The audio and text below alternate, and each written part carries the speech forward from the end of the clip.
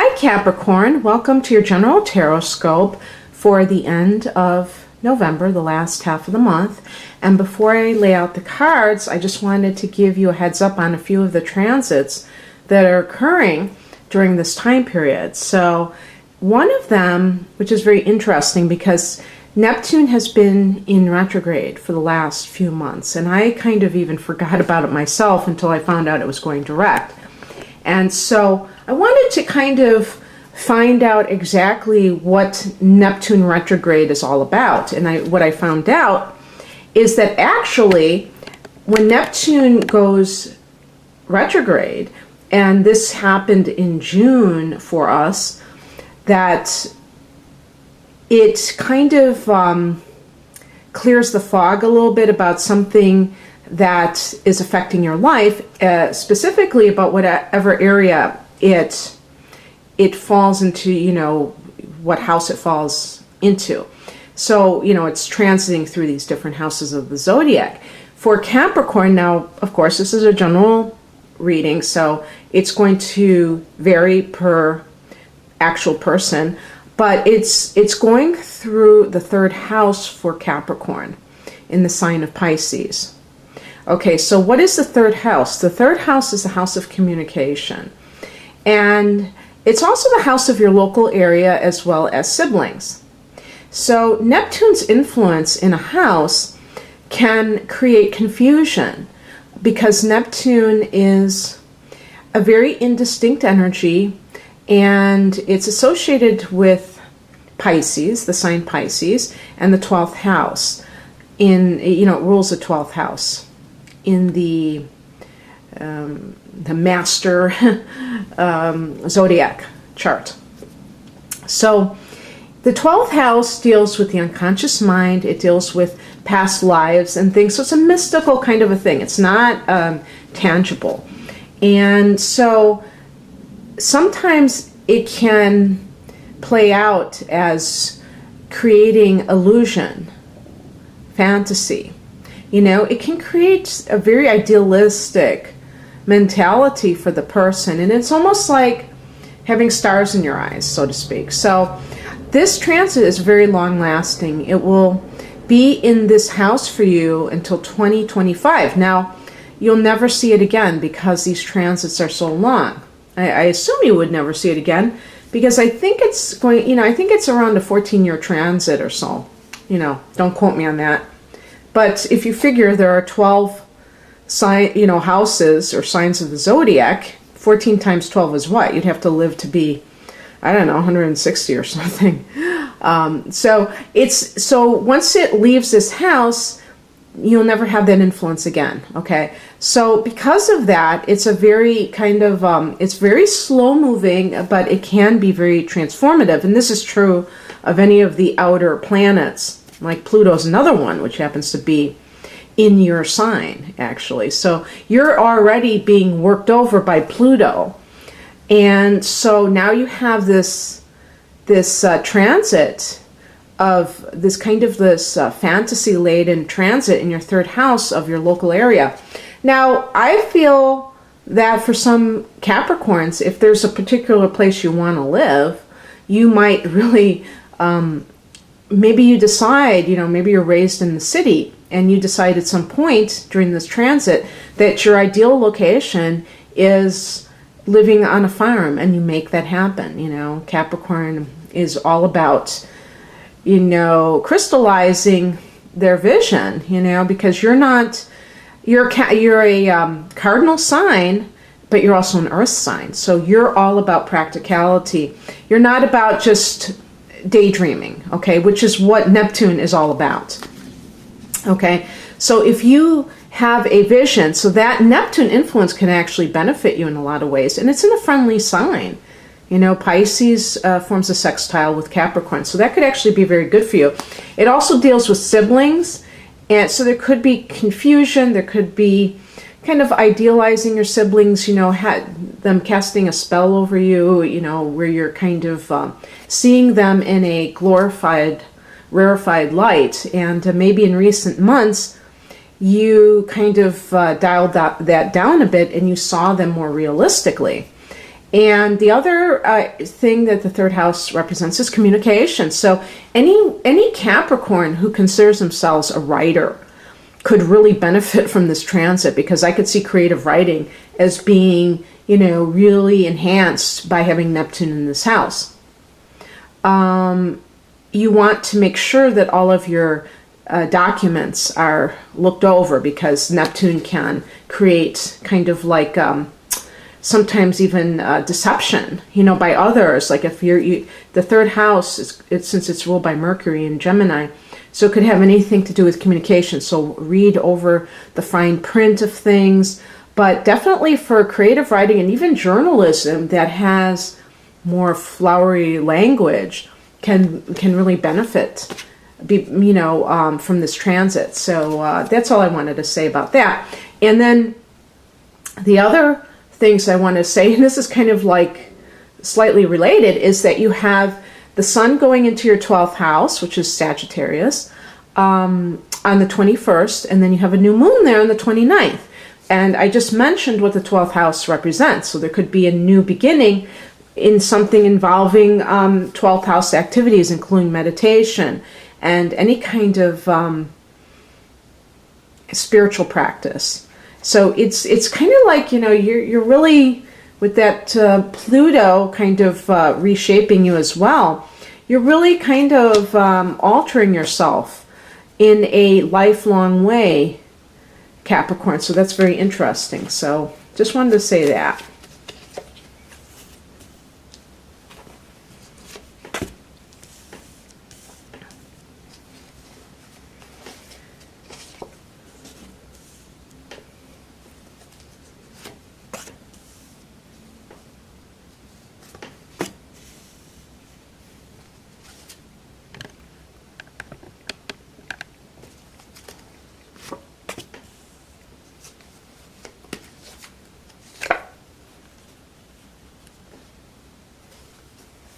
Okay, the overall theme for the end of the month is the Queen of Wands. So you see the sunflower, and I think they're using this imagery. This is the Morgan Greer deck, because the Queen of Wands is somebody with a sunny disposition. She combines the feminine and masculine principles, because the queen is the feminine and the wands are the masculine, the fire energy. Now, who is the queen in your life? Well, this could be another person for sure. The major, or I should say the court cards, do tend to be actual people in your life, but sometimes I feel like they're facets of yourself. As I think I said, well, maybe I didn't, but I say it quite frequently, Capricorn, being a cardinal sign, tends to be, in a position of authority. And if they aren't currently there, they want to be at some point. And so for some of you, this is your stepping into your power.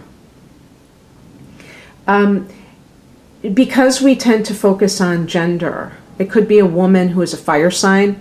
If this is a facet of yourself, and let's say you're a man, then you are combining the feminine principle, which is being more of a feeling person.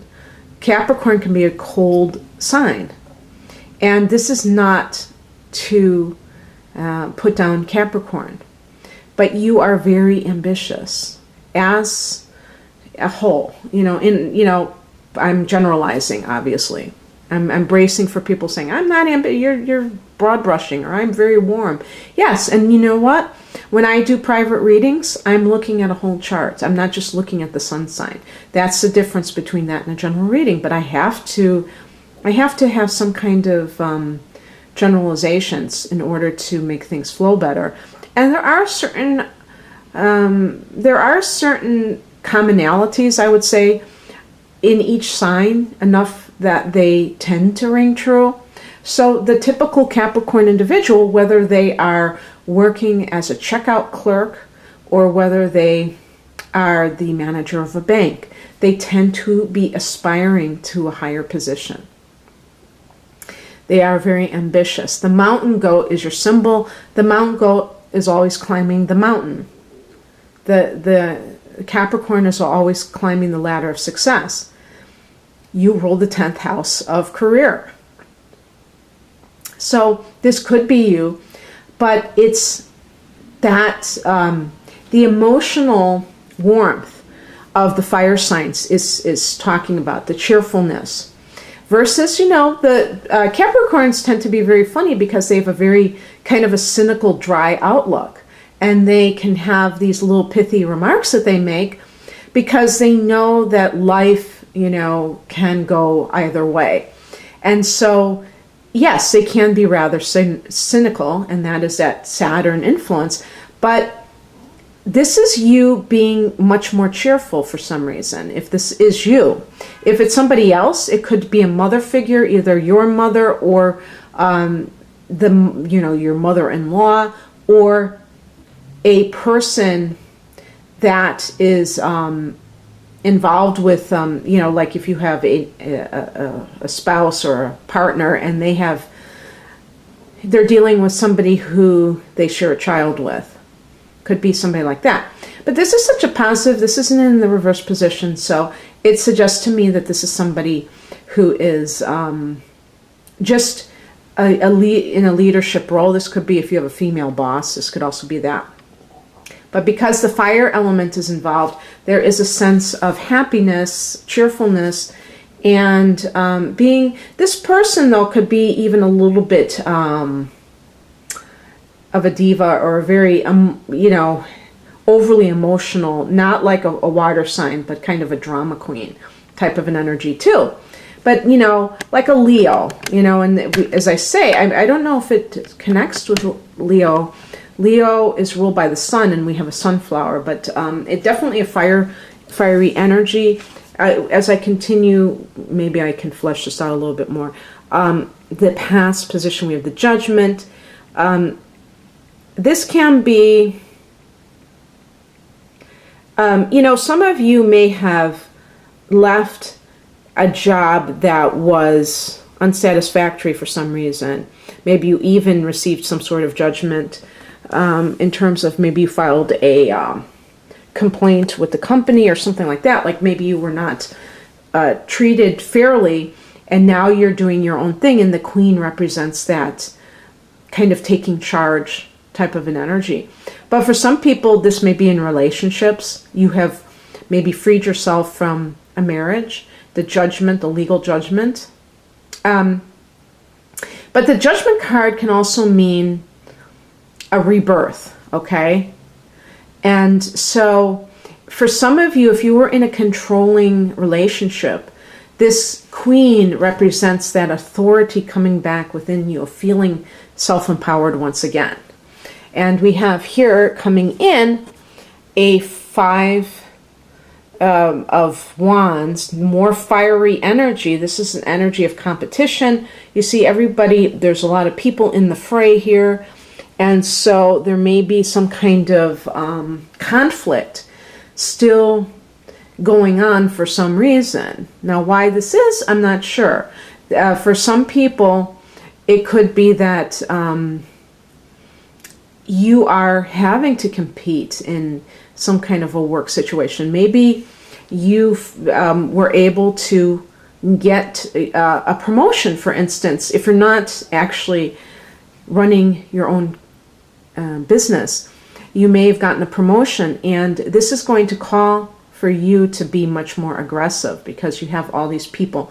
And this is, of course, one of those paradoxes when you climb the ladder, is that there's often more responsibility. Yes, you get more glory because you get a better job title, and you also get more money, but you may have more stress. You may have more work to do. You may have more people nipping at your heels. So one of the things that Capricorn probably, their spiritual lessons, is that they have to kind of judge, what is it that makes us successful in life? Is it the outer trappings of success, like a certain title, a certain amount of money, a certain status, because that's another thing. Capricorn is all about the status. And yet, what comes along with that? What kind of baggage? So it's just one of those things that happen in personal relationships. There may be some kind of, as I say, with the Judgment card, I do sometimes think of legal cases. And so with the Five of Wands, there may be kind of battling among parties. Maybe, a custody fight is always a possibility. Or if this is someone that you were interested in and they had to get divorced, they may be still embattled or with, because sometimes you get divorced, but then it goes on to another battle with the child custody. So there might still be things that are going on. So there's kind of like, the number 5 is very up in the air type of things. And you have this fiery combative element for some reason, depending on what your particular situation is. But the higher message, the spiritual message in all of this is the Fool. This is the first card of the Major Arcana, the 0. So it's unknown what will happen. But the Fool is traveling very lightly, not with baggage, just very lightly. And in your personal relationships, it's really like the 0 point of like everything is wiped clean. And even like the Judgment, as I say, it's a rebirth of sorts. So and it might be on the mental level, but it's really about a new phase in your life. And particularly at the end of December, when you have your new moon, then, because this is like the month before, well, I'll say like starting when the sun goes into Sagittarius, that's the month before your solar return. So this is kind of like, this could be kind of even karmic in a way. It's almost like the sum of everything that has occurred. And then when the sun goes into your sign, it's like now it's a whole new cycle for you.